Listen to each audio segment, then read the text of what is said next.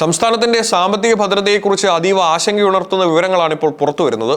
കേരളത്തിന്റെ ആകെ കടബാധ്യത ഏകദേശം 5.7 ലക്ഷം കോടി രൂപയായി ഉയർന്നുവെന്ന് സർക്കാർ നിയമസഭയിൽ സമർപ്പിച്ച ധവളപത്രം വ്യക്തമാക്കുന്നു. സംസ്ഥാനത്തിന്റെ ധനകാര്യസ്ഥിതി അതീവ ഗുരുതരമാണെന്നും വരും ദിവസങ്ങളിൽ കടുത്ത സാമ്പത്തിക അച്ചടക്കം പാലിച്ചില്ലെങ്കിൽ വികസന ലക്ഷ്യങ്ങൾ കൈവരിക്കാനാകില്ലെന്നും റിപ്പോർട്ട് മുന്നറിയിപ്പ് നൽകുന്നു. സംസ്ഥാനത്തിന്റെ ആഭ്യന്തര വരുമാനത്തിൽ സിംഹഭാവവും നിത്യദാന ചിലവുകൾക്കായി മാത്രം മാറ്റിവെക്കേണ്ടി വരുന്ന കടുത്ത പ്രതിസന്ധിയിലൂടെയാണ് കേരളം കടന്നുപോകുന്നത്. വികസന പ്രവർത്തനങ്ങൾക്ക് പണമില്ലാതെ ഖജനാവ് ശൂന്യമാകുന്ന അവസ്ഥയാണ് നിലവിലുള്ളത്.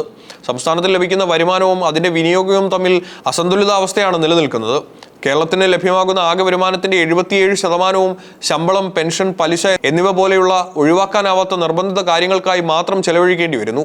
അതിനുശേഷം ബാക്കി വരുന്ന കേവലം 23% തുക മാത്രമാണ് സംസ്ഥാനത്തെ റോഡുകൾ, പാലങ്ങൾ, മറ്റ് അടിസ്ഥാന സൗകര്യ വികസനങ്ങൾ എന്നിവയ്ക്കായി സർക്കാരിന് ഉപയോഗിക്കാൻ സാധിക്കുന്നത്. ഇത് വികസന രംഗത്ത് വലിയ തിരിച്ചടിയാണ് ഉണ്ടാക്കുന്നത്. പുതിയ സർക്കാരിന്റെ ഭരണം ഏൽക്കുമ്പോൾ വലിയൊരു തുക ജീവനക്കാരുടെയും പെൻഷൻകാരുടെയും ആനുകൂല്യ ഇനത്തിൽ മാത്രം കൊടുത്തു തീർക്കാനുണ്ട്.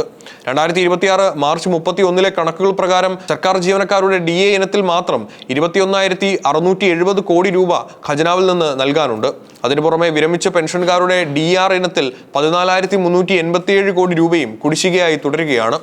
ആനുകൂല്യങ്ങൾക്ക് പുറമെ വിവിധ പൊതുമേഖലാ സ്ഥാപനങ്ങളിലും കരാറുകാർക്കായി വലിയൊരു തുക സർക്കാർ നൽകാനുണ്ട്. വിവിധ വികസന പ്രവർത്തനങ്ങൾ നടത്തിയ കരാറുകാരുടെ ബില്ലുകൾ, കാരുണ്യ ആരോഗ്യ സുരക്ഷാ പദ്ധതി, സപ്ലൈകോ തുടങ്ങിയ വിവിധ മേഖലകളിലെല്ലാം ചേർത്ത് ആകെ 48,733 കോടി രൂപയുടെ ഭീമമായ കുടിശ്ശികയാണ് സംസ്ഥാനത്തുള്ളത്. ഇത്തരത്തിൽ നിത്യദാന ചെലവുകൾക്കൊപ്പം തന്നെ കോടികളുടെ കുടിശ്ശിക കൂടി തീർക്കേണ്ടി വരുന്നത് സംസ്ഥാന ധനസ്ഥിതിയെ കൂടുതൽ ശ്വാസം മുട്ടിക്കുകയാണ്. ബജറ്റിന് പുറത്തുനിന്ന് വികസന ഫണ്ട് കണ്ടെത്തുക എന്ന ലക്ഷ്യത്തോടെ രൂപീകരിച്ച Kerala infrastructure investment fund board അഥവാ കിഫ്ബി ഇപ്പോൾ സംസ്ഥാനത്തെ വലിയൊരു സാമ്പത്തിക കെണിയായി മാറിയിരിക്കുകയാണ്. ഇതിന്റെ വായ്പകളും തിരിച്ചടവുകളും ഖജനാവിന് മേൽ കടുത്ത സമ്മർദ്ദമാണ് ചെലുത്തിയിരിക്കുന്നത്. കിഫ്ബിയുടെ വായ്പ എടുക്കൽ രീതിക്ക് മേൽ കേന്ദ്ര സർക്കാർ ഏർപ്പെടുത്തിയ നിയന്ത്രണങ്ങൾ സംസ്ഥാനത്തിന്റെ സാമ്പത്തിക സ്വാതന്ത്ര്യത്തെ വലിയ രീതിയിൽ ബാധിച്ചിട്ടുണ്ട്. കിഫ്ബി വഴി എടുത്ത വായ്പകൾ ഇപ്പോൾ കേന്ദ്ര സർക്കാർ സംസ്ഥാനത്തിന്റെ പൊതു കടപരിധിയിലാണ് ഉൾപ്പെടുത്തിയിരിക്കുന്നത്. അതുകൊണ്ട് തന്നെ കിഫ്ബി കൂടുതൽ വായ്പ എടുക്കുമ്പോൾ സംസ്ഥാന സർക്കാരിന് നേരിട്ടെടുക്കാവുന്ന വായ്പയുടെ പരിധി കുത്തനെ കുറയുന്നു. ഇത് ദൈനംദിന ആവശ്യങ്ങൾക്കായുള്ള പണം കണ്ടെത്തുന്നതിന് പോലും സർക്കാരിന് തടസ്സമാകുന്നു. കിഫ്ബിക്ക് സ്വന്തമായ വരുമാന സ്രോതസ്സുകൾ ഇല്ലെന്നതാണ് ധവളപത്രം ചൂണ്ടിക്കാണിക്കുന്ന ഏറ്റവും ഗുരുതരമായ വസ്തുത. പദ്ധതികൾക്കായി വൻതോതിൽ പണം ചെലവഴിക്കുന്നുണ്ടെങ്കിലും കിഫ്ബിക്ക് സ്വന്തമായി വരുമാന മാർഗങ്ങൾ ഒന്നുമില്ല.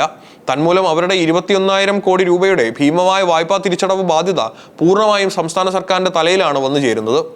മോട്ടോർ വാഹന നികുതിയുടെയും പെട്രോൾ സെസ്സിന്റെയും ഒരു വിഹിതം നൽകിയാണ് സർക്കാർ നിലവിൽ ഈ ബാധ്യത തീർക്കുന്നത്. സാധാരണ വായ്പകളേക്കാൾ വലിയ തുകയാണ് പലിശ ഇനത്തിൽ മാത്രം കിഫ്ബിക്ക് നൽകേണ്ടി വരുന്നത്. ഒപ്പം ഫണ്ട് വിതരണത്തിലെ അസന്തുലിതാവസ്ഥയും റിപ്പോർട്ട് തുറന്നു കാണിക്കുന്നു. കിഫ്ബി വഴി അന്താരാഷ്ട്ര വിപണിയിൽ നിന്നും മറ്റും വായ്പ എടുക്കാൻ സർക്കാരിന്റെ നേരിട്ടുള്ള വായ്പയേക്കാൾ 1 മുതൽ 1.5% വരെ അധിക പലിശ നൽകേണ്ടി വരുന്നുണ്ട്. ഇത് ബാധ്യതയുടെ ആഴം കൂട്ടുന്നു. കൂടാതെ കിഫ്ബി ഫണ്ട് വിനിയോഗത്തിൽ വലിയ രീതിയിലുള്ള പ്രാദേശിക അസമത്വം ഉണ്ടെന്നും എടുത്തു പറയേണ്ട രീതിയിൽ കണ്ണൂർ ജില്ലയിൽ മാത്രം ആകെ ഫണ്ടിന്റെ 20% തുക അനുവദിച്ചതായും ധവളപത്രത്തിൽ കടുത്ത ഭാഷയിൽ കുറ്റപ്പെടുത്തിയിട്ടുണ്ട്.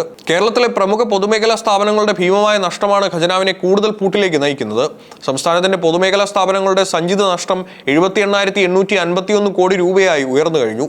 KSRTC, KSEB, വാട്ടർ അതോറിറ്റി എന്നീ 3 സ്ഥാപനങ്ങളാണ് ഈ വലിയ നഷ്ടത്തിന്റെ പ്രധാന കാരണം. ദൈനംദിന ആവശ്യങ്ങൾക്കായി റിസർവ് ബാങ്കിന്റെ വെയ്ഡ് ആൻഡ് മീൻസ് അഡ്വാൻസുകളെയും ഓവർ ഡ്രാഫ്റ്റുകളെയുമാണ് സംസ്ഥാനം പ്രധാനമായും ആശ്രയിക്കുന്നത്. കഴിഞ്ഞ സാമ്പത്തിക വർഷത്തിൽ 10 മാസം ട്രഷറി ബാലൻസ് നെഗറ്റീവായിരുന്നു. ഇത് പ്രതിസന്ധിയുടെ ആഴം വ്യക്തമാക്കുന്നുണ്ട്. പ്രതിസന്ധികൾ ഉണ്ടെങ്കിലും അതിന് ദീർഘകാല പരിഹാരമായി സ്വകാര്യ നിക്ഷേപകരെ ആകർഷിക്കുക, വ്യാവസായിക വികസനം, അടിസ്ഥാന സൗകര്യ വികസനം എന്നിവ പ്രോത്സാഹിപ്പിക്കുക തുടങ്ങിയ ശുപാർശകളും ധവളപത്രം മുന്നോട്ട് വയ്ക്കുന്നുണ്ട്.